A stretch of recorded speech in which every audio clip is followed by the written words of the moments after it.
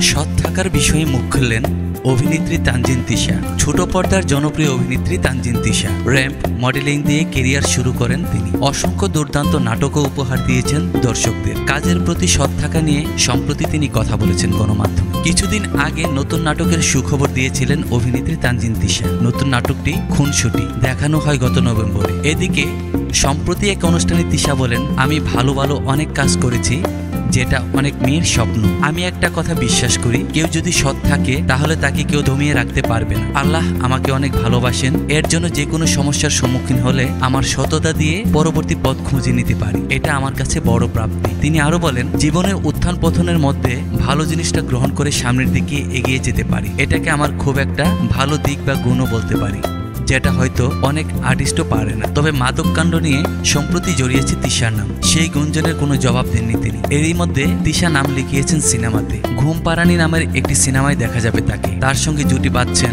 সঙ্গীত শিল্পী প্রীতম হাসান। অসাধারণ গল্প নিয়ে হাজির হবেন তানজিন তিশা, এটাই আশা করছেন ভক্তরা।